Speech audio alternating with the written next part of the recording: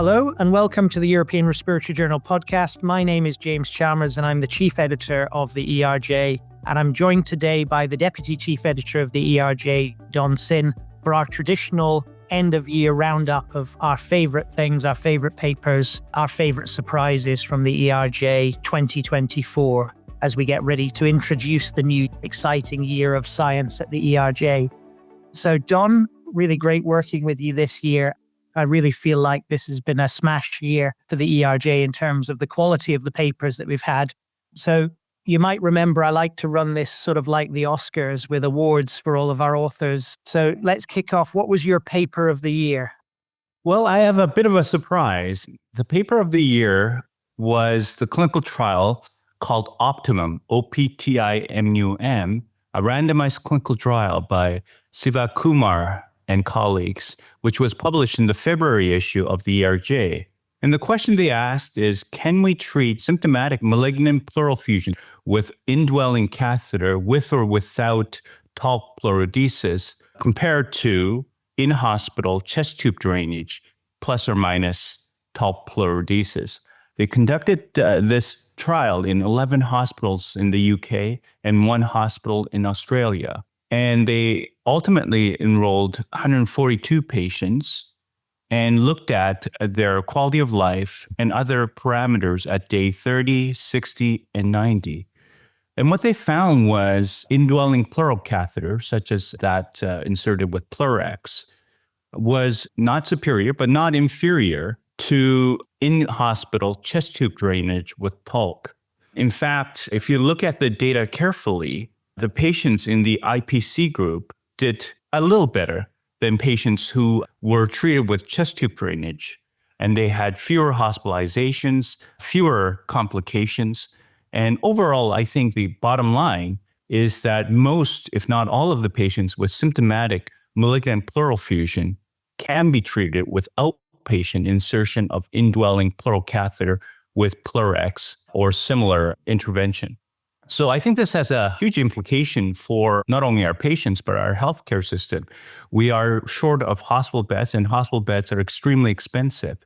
And if we can move all of these patients towards the outpatient clinic and bronchoscopy suite for indwelling catheter placement, I think we would save a lot of money and reduce morbidity and improve the quality of life of patients with malignant pleural effusion. Because of the implication on the healthcare system, as well as our patients, I thought this was the paper of the year. Yeah, really clinically useful, reflects what a lot of people have been doing for these effusions, but gives us strong evidence that this is an effective strategy. So good shout for the paper of the year. Some may be surprised you didn't pick a COPD paper, Don, but it shows your breadth of interest. So this year, we also had a number of series. We had a series on pulmonary hypertension, long COVID, asthma, aging, and a number of other themes through the issues. Was there a favorite collection of papers that you had this year or something that you would pick out as a highlight? Last November, we had a call out for long COVID papers, focusing predominantly on the pulmonary components of long COVID. And we had an overwhelming response from the community. And first of all, I want to thank the community for sending us so many good papers. It was really tough, but we selected a few to publish in the ERJ. It was quite a span in terms of age distribution and in terms of the manifestations and complications of COVID. So, for example, we published a Delphi consensus on what sort of outcome measures would be relevant for long COVID among children and young people who continue to suffer from the effects of COVID. And that has been well received. And I think that's very useful for the research community to focus on clinical outcomes that are not only clinically relevant, but are measurable and can be reproduced in clinical studies down the road. We also looked at some of the radiographic manifestations of long COVID, not just a year or two out, but even 3 or 4 years out from the initial COVID. And the good news there is that most patients' radiographic abnormalities, such as interstitial abnormalities or ground glass opacification, or even pleural complications, resolve naturally over time. But there is a fraction of individuals, maybe 10 to 20%, who continue to have residual radiographic abnormalities, the clinical significance of which remains uncertain, and there will be more studies in the future to better understand these abnormalities. We also published a xenon MRI paper on long COVID and showed that patients can be clustered. Long COVID patients can be clustered into 4 or 5 categories. And the biggest cluster are patients who have a diffusion abnormality at the alveolar capillary level using xenon as a surrogate for gas transport. And these patients are symptomatic. They have exertional dyspnea, occasional cough, and they seek medical attention. It's uncertain what we can do about that or whether these abnormalities will resolve over 2, 3, 4 years of follow-up, and that remains to be seen. But now we have at least some physiological basis for why some long COVID patients remain persistently symptomatic despite having normal PFTs. So these are some of the, I think, excellent papers that were published in the long COVID series, and ERJ will continue to publish long COVID papers because it is a very important condition, emerging condition in the community. Yeah, I completely agree, Don. And the reason for the call, I think, was we felt that the pulmonary component of this wasn't getting as much attention as it perhaps should do. It's a complex area with different definitions, different spectrum of disease, complex pathophysiology. It's one of these things that's quite hard to study. And therefore, it's important that big journals like the ERJ give researchers the chance to publish their long COVID papers in a prominent place. So good that we were able to do that. Yeah, and often neglected because the pulmonary components are lumped in with brain fog and other things when long COVID papers are often published. So I think it was an important call. And I think we received excellent papers that elucidated some of the clinical and pathophysiological issues in pulmonary long COVID. So with that, James, maybe I can flip the questions around to you. What was your favorite series that was published in the ERJ? Yeah, it's impossible for me to look past the 7th World Symposium on Pulmonary Hypertension. So this is something that the ERJ has now had the privilege of publishing twice, although it's the 7th symposium. It used to be published in another journal. And it's an extraordinary series. So 16 articles that cover every possible aspect of clinical and translational research and clinical care in pulmonary hypertension. My work is very much focused around respiratory infection these days, but my first research job was in pulmonary hypertension. And it's amazing to see the advances that there've been in that field with multiple effective therapeutics, new definitions, a really clear classification system, all of which are part of the World Symposium and are really driven by the World Symposium. So it's a matter of great pride, I think, for the journal and the society that it's published in the ERJ. And so it's in a special collection on the ERJ website, and anybody that wants to read those papers can access each of those papers. It's a great model for other fields, I must say. Nowadays, most guidelines in most fields are the PICO-based type guidelines where you have one document that's maybe 6,000 or 7,000 words long and has maybe 8 to 10 recommendations, whereas having such a comprehensive, almost encyclopedia of pulmonary hypertension published together makes it an incredible resource for that field. And so maybe we need a World Symposium on COPD and a World Symposium on bronchiectasis and a World Symposium on some of these other fields that could do with the same kind of success that PH has experienced. Most definitely. And as a non-PH expert, reading through those articles is extremely educational, knowing what progress has been made over the past 30 years. It's remarkable, some of the therapeutics, in fact, some of the diagnostic tools that have emerged during this time. It's of great benefit to the patients and to our communities that the World Congress of Pulmonary Hypertension has been so productive and so focused on knowledge dissemination and translation. And ERJ is obviously very proud to host the collection. I know it's very difficult to pick one, but do you have a paper of the year? I think I could have had a paper of the year in every issue of the ERJ this year. I've picked this, I think, because we had a whole number of really impactful asthma papers this year. And I feel like the field of asthma is one that's in transition. There's all of these new therapeutics. And so there's lots of new ideas. We published a lot this year around the epithelium and new biologics targeting the epithelium, concepts of remission and the idea that we can have loftier treatment goals for some patients on biologics. So seeing all of that, I thought I should probably pick an asthma paper, and I picked a clinical trial that I thought was very interesting. You picked the optimum trial. So just to confuse everybody, I picked the optimal trial, which was a trial out of Denmark with the titration of anti-IL-5 biologics in severe asthma. There's actually another podcast where we discussed this paper. But the idea was that biologics are not inexpensive. Patients are started on biologics when they're unwell. Some patients may get better to the point that we can wean down the frequency of biologics to save money and reduce treatment burden.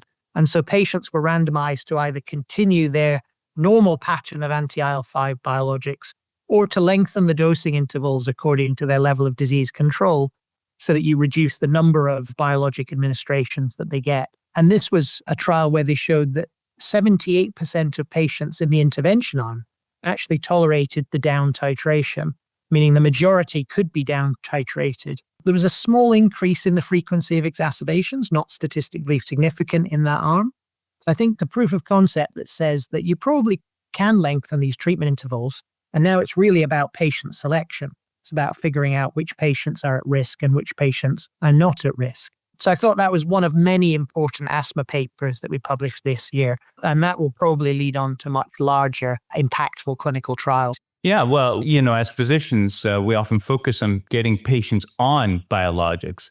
We don't think about the other. If they've been on biologics for a while and doing very well, when is the time to discontinue or titrate down the biologic? And I think the optimal trial, as you've explained, fills in a critical gap in knowledge. Yeah. I think more needs to be known, but now I think physicians would have some confidence in down titrating biologics in certain individuals that fit clinical criteria. It's a lovely problem to have that we have so many more therapeutics now in respiratory than we had 10 to 15 years ago, that we can start thinking about when we maybe need to down titrate patients. Absolutely. I mean, we could keep talking all day about all of the different highlights of the ERJ this year, and there have been many. So all the listeners, thank you very much for your support of the ERJ this year.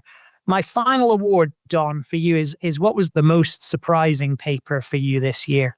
Well, we were at the ERS Congress this fall, and we presented the ERJ papers of the year. And the one paper that got the most attention, and maybe 95% of the questions from the audience, was a paper on beetroot juice in COPD. So it was called On BC trial. So it was a therapeutic trial using beetroot juice as the intervention compared with placebo. I didn't know you can create a placebo beetroot juice, but apparently you can. And they enrolled stable COPD patients who had evidence of endothelial dysfunction. So not within their respiratory tract, but systemically. So this notion in COPD and in other chronic respiratory disorder is that it is a global disease. It doesn't affect just the lungs. It can affect the peripheral circulation, you can affect the cardiovascular system, and so on. So what these investigators did was gave COPD patients either beetroot juice or placebo over 3 months and looked at various parameters of endothelial function and endothelial dysfunction. What they found was that beetroot juice can reduce blood pressure, both systolic and diastolic, and improve endothelial function. And the biology behind this is that beetroot juice is an excellent source of nitrates and nitrites, which can be in the body converted into nitric oxide, which is the most important molecule for proper endothelial function. So I think this is really a home run in terms of managing our COPD patients with multimorbid systemic complications. Beetroot juice has very little toxicity, in fact, none that we know of. A glass of it in the morning is relatively easy to take in, and it not only improves your overall health, but it specifically improves your cardiovascular health in patients with COPD. So now I'm recommending beetroot juice to almost every single COPD patients I see in the clinic. And to do that, I've also taken up, I don't have COPD, but I don't want to be a hypocrite. I drink my beetroot juice every morning just to prove that it's safe and tolerable. You say that it's a home run, Don, but I think it depends on how much you like beetroot. Because if there's one thing in this world that I hate, it's the taste of beetroot. So I think and that was one, a lot of the questions were at the ERS Congress was around the tolerability, which I think comes down to do you or do you not like beetroot? You get used to it, I tell you. First couple of sips was difficult, but after a week, no problem. But I think we learned an important lesson as editors there, which is we need to publish more papers on fruit juice and other sort of dietary related topics, because it definitely generated a lot of interest. Yeah, make the audience healthy again, for sure. So with that, thank you very much for listening to the ERJ Review of the Year. I wanted to finish on a slightly different note, just to say that on the 10th of March of this year, very, very sadly, we lost an associate editor of the ERJ, a friend of ours and a friend of the journal, Tobias Welter, who is professor of medicine at Hanover Medical School in Germany. He was a former president of the ERS and a longtime editor of the journal, but also a member of our decision-making committee, so a very important part of the journal. And I thought for the final comment by us at the end of the year, I just wanted to pay tribute to Tobias as well, on behalf of the journal. So thank you again for joining us for the roundup of 2024. It's been a fantastic year for the ERJ.